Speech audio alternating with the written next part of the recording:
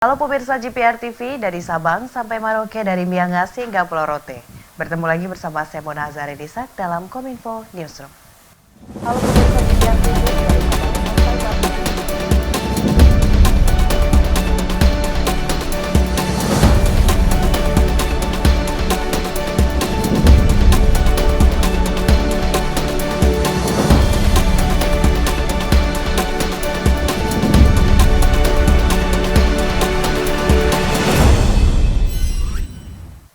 Pemirsa, kita ke informasi pertama. Direktur Jenderal WHO mengatakan bahwa persepsi pandemi COVID-19 telah usai adalah pernyataan yang salah. Ia menjelaskan penurunan kasus COVID-19 di dunia adalah hal yang wajar pada situasi pandemi.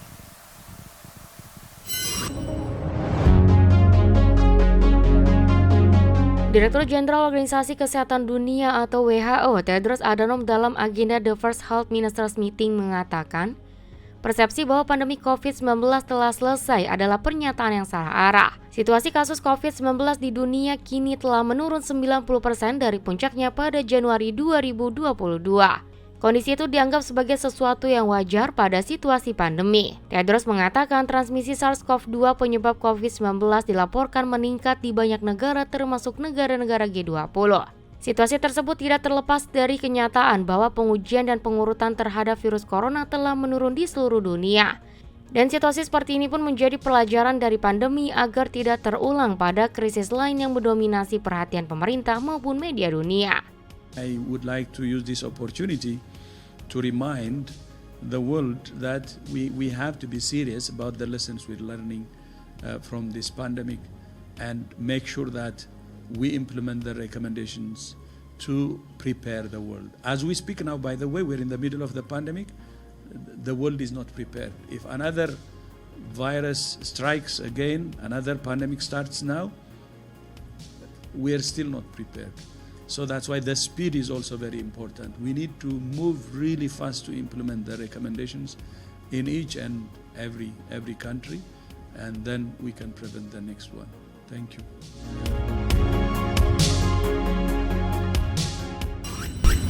Dirjen IKP Kementerian Kominfo Republik Indonesia Usman Kansong mengajak masyarakat untuk mengoptimalkan penggunaan sosial media sebagai ajang untuk menggaungkan G20.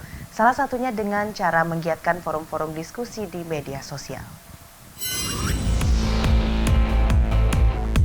Kementerian Komunikasi dan Informatika tengah menggaungkan komunikasi publik baik dalam negeri maupun luar negeri melalui presidensi G20 Indonesia yang merupakan bagian dari nation branding di dunia. Melalui Diaspora Talks kali ini, Direktur Jenderal Informasi dan Komunikasi Publik Kominfo Usman Kansong mengajak seluruh lapisan masyarakat untuk mengoptimalkan penggunaan sosial media sebagai ajang untuk mensuarakan presidensi G20 secara serentak di seluruh penjuru media massa. Dirjen IKP juga mengungkapkan terdapat hal lain yang bisa dilakukan, yakni dengan menggiatkan ruang obrolan atau forum-forum diskusi di media sosial sebagai salah satu bentuk strategi Indonesia dalam mensukseskan presidensi G20 tahun 2022. Ada beberapa hal saya kira yang bisa kita lakukan,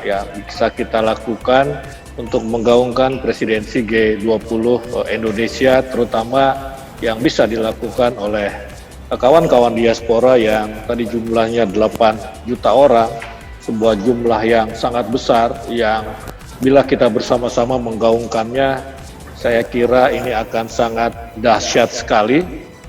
Ya, gema presidensi G20 Indonesia. Kita bisa melakukan berbagai hal yang sifatnya teknis, yang paling sering dan paling aktual sekarang tentu saja adalah melalui media sosial. Ya, teman-teman bisa melakukan secara bersama-sama, melakukan aksi bersama-sama dengan misalnya mengunggah konten secara serentak.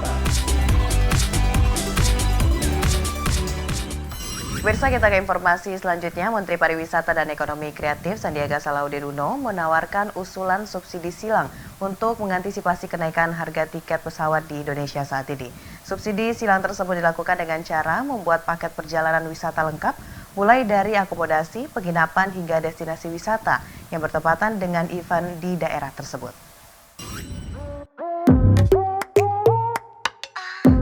Mengantisipasi merosotnya pemulihan ekonomi di bidang pariwisata karena naiknya harga tiket pesawat, Menparekraf Sandiaga Salahuddin Uno mengusulkan adanya mekanisme subsidi silang. Skema subsidi silang ini adalah dengan melakukan paket perjalanan wisata dari akomodasi, penginapan hingga destinasi wisata yang juga bertepatan dengan event di daerah tujuan tersebut.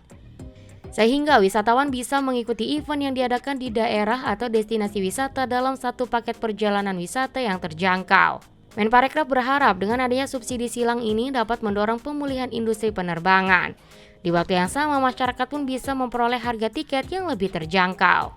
Masyarakat juga diminta untuk memahami kondisi sulitnya penerbangan saat ini yang telah tertimpa pandemi selama 2 tahun. Yang menurut saya subsidi silang yang bisa kita coba tempuh itu lebih mengarah kepada bagaimana event-event di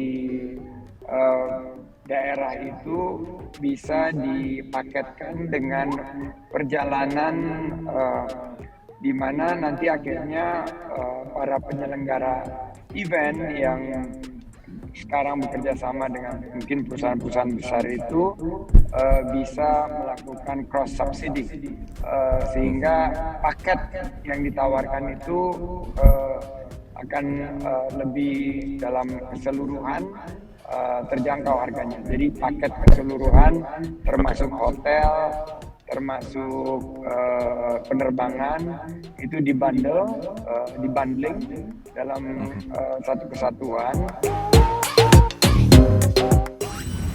Menko Polhukam mengatakan penandatanganan MOU kesepakatan dan pedoman kerja bersama tentang SPPTI oleh Kepala Kementerian Lembaga dilakukan bertujuan agar administrasi penegakan hukum lebih transparan dan akuntabel.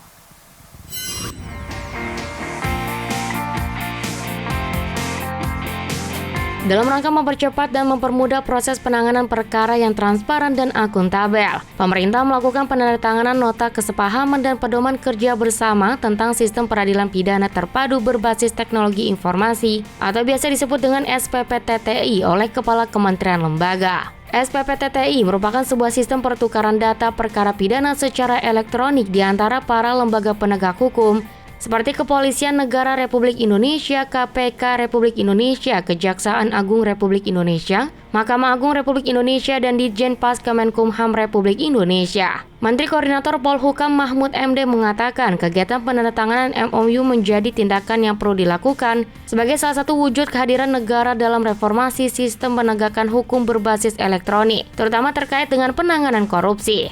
Melalui SPPTTI, penegakan hukum dapat terlaksana secara optimal karena dengan dukungan teknologi informasi, penanganan perkara dapat menjadi lebih cepat, akurat dan akuntabel dan transparan sehingga mampu meningkatkan kepercayaan publik terhadap lembaga penegak hukum melalui kepastian hukum bagi masyarakat pencari keadilan dan transparansi yang sesuai dengan peraturan perundang-undangan. SPPTTI juga merupakan langkah awal dalam mengubah proses penanganan perkara yang pada saat ini masih berbasis dokumen fisik dan selanjutnya dengan dukungan penuh dari kemajuan teknologi, maka pengiriman dokumen antar lembaga penegak hukum dapat berjalan secara elektronik.